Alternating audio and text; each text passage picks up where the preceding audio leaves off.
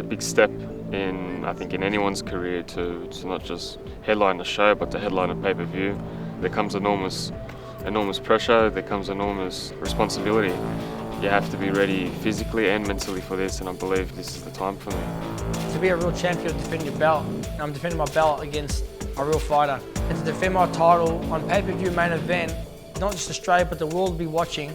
Even just imagining I get butterflies, but I'm ready. I've done my apprenticeship and I'm ready for the big stage, and I'm going to show it May 15th.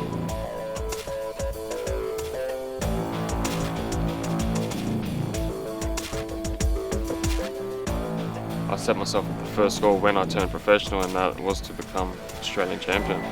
And what a time to do it than to headline my first main event pay-per-view and to fight for the Australian title.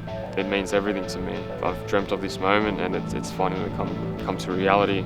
And I'm gonna train hard and work hard for this moment, because that's all I've ever thought about for the last 2-3 years. Beautiful. Tim Tszyu with a beauty. But he'll do it. Timing. A dented vessel. Barely on his feet. As Tim Tszyu opens up and is just whacking away at will. And Tim Tszyu Park 2 is victorious for the 12th time. I've visualised myself winning the belt and stopping Billy Lemov before I even got to the fight. I knew I was a more experienced fighter, and I knew I had what it took to stop him, even though he had me stopped before. But I went in there, dropped him in the first round, picked him apart. Thankfully the doctor stopped at the 5th round for his safety. It's funny because I caught up with Billy Lemov after the fight, like a week after, and he was saying everyone told him I didn't have power. And I go, who told you that? He goes, people who used to watch you, and they haven't felt me punch before. And the technique leads to power as well, and my technique's improving. I can hit hard, and Tim Tszyu's going to find out on fight night. You've got to set yourself small little goals, but of course you're going to set yourself an end goal. I remember my dad said that he was going to reach Olympics, and people used to laugh at him when he was young, and he did. From then on, I've set myself a big goal, and even if people laugh at it, that's what motivates me to keep going and going and going.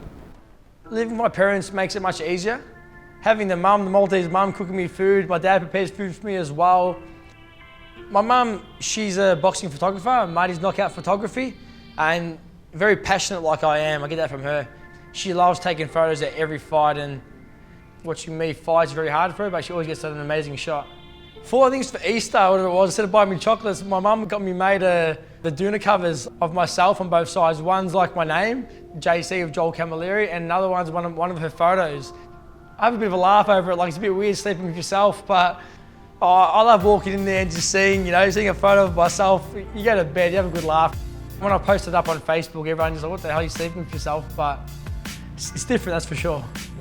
I don't bring girls home. I'm respectful in that way. But yeah, if I did bring a girl home, I'd love to see her reaction. I might try it and make sure we get the cameras out too. My dad was very disciplined. He was like an army sergeant, where everything has to be so perfect. And I think that's just the way he was as a person. And it has come back to me. I have to be perfect like that as well. I've learned a lot from him, more than inherited. I've learned how to be very disciplined, how to be very punctual, how to be hard on myself, to never ever give up, to always know that you can always achieve something bigger and bigger and bigger. I think I did tell the story when my little son, when I was 3, dislocated my father's jaw, just to hit him right on the chin. I mean, anyone can hit anyone. 3 years old. Dad's stoked, but Dad doesn't say much. He's good job, son. That's all he can say. He's headlined MGM Grand Las Vegas. For me to headline a little Star City casino show, it's baby steps towards the big goal. He was a lovable character. He represented not just Russia, but he represented Australia as his home, and I think the Aussies love it. And for myself, I am Aussie more than I am Russian, and I intend to represent Australia and Russia at the same time as well. As I started boxing, I got into the boxing a bit more. I started watching Hodges. Loved his style. decent puncher, very tough, and I love that style, that walk forward, Jeff Finley, Tszyu kind of style where they just love to punch on. So I did follow Tszyu growing up, but everyone's saying, oh, how do you feel fighting Tszyu's son? He's a human being. I'm not fighting Kostya, and on the day I'm fighting Tim. Forget his surname, I'm fighting Tim. I believe that there's gonna be a lot of promoters around the world watching this fight, so I cause the upset, and I'm gonna get opportunities coming as the guy who beat Tszyu's son. It's being real, but opportunities will come at me. I'll take the top 15 rating in the IBF, and I think that everyone's gonna be throwing chances at me. What we've been lacking is the top notch against the top notch. We need prime versus prime, and that's what I'm looking to bring. My dad did it in America. Why not do it in Sydney? I think the Jeff Horn fight will present itself. I think we'll for sure take it. It's the biggest domestic clash that we can get. The best in Australia fighting against each other, and I'm sure it'll bring a lot of attention, not just to Australian boxing fans, but to the fans that don't even know anything about boxing. Me and Horn have the worst styles for him to fight. He's a boxer, he likes his sharp in and out kind of stuff. Horn's relentless, he walks forward, he's tough, he's experienced. Horn is a very, very bad fight for Tim Tszyu, as I am. I'd call Horn by stoppage as well in that fight, so I'd tell him to wait at least 2 years. It is a sport where it's kill or be killed, and you gotta keep that always in mind. You can't go tap, tap, tap and dance around. You gotta go for the hurt. That's what my style's like. I put all the punches with intent to hurt, and that's what I'm planning to do. I'm gonna bring a lot of entertainment in terms of the actual fight. I'm gonna hurt people, and I'm gonna take, first of all, everyone in Australia one by one, and then, you know, I hope Australia gets on board, and then we're gonna go for the whole world, and we're gonna bring in not just the big fights in Australia, but we're going to have the big fights from all around the world, here in Australia, in Sydney, and wherever it is. At the end of the day, this is my belt. I'm the Australian champion. I've been in with the better opponents. His toughest one to date was Wade Ryan, and he got dropped by Wade Ryan. They're saying he's the favourite and that he's giving me the opportunity, but in reality, I'm the champ. He's going to take it off me, so I'm giving him the opportunity. Once I stop Tim Tszyu, they're going to show me some respect. The whole Australian boxing.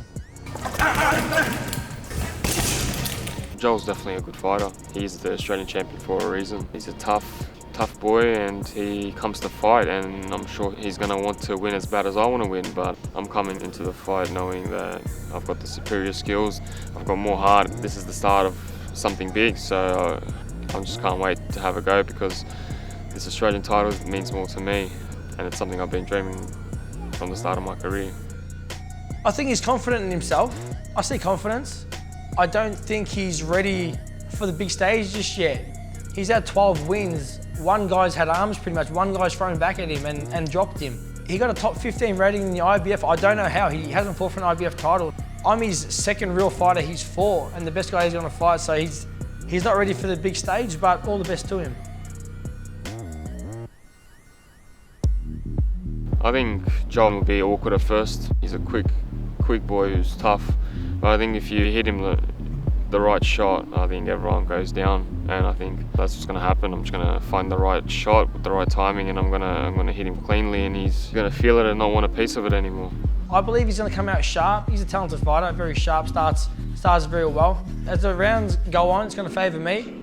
He's going to feel my power, he's going to feel my pressure, and I honestly believe that it's not going past the 8th round. 7th to the 8th round, I will stop him, and I'm calling either the ref's going to stop it or his corner's going to throw in the towel. I want to be the silent killer. May 15th, I plan on making a big statement. I plan on fighting in front of my first pay-per-view main event, and to come out with not just a victory, but to come in spectacular fashion for the KO in under 6 rounds. He said that he's going to stop me in the 6th round. It didn't sound confident at all. I'll outbox him, I'll walk him down, I'll walk backwards and still outbox him. He doesn't believe that, and I know he doesn't. If I look him in the eyes and ask him, he's not going to say that he'll stop me in the 6th round with confidence. I'm just looking for a nice cabinet now for the Australian title belt.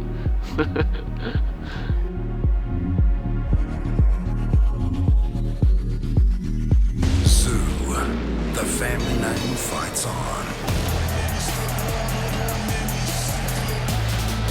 Tszyu v Camilleri, May 15. Order now from mainevent.com.au.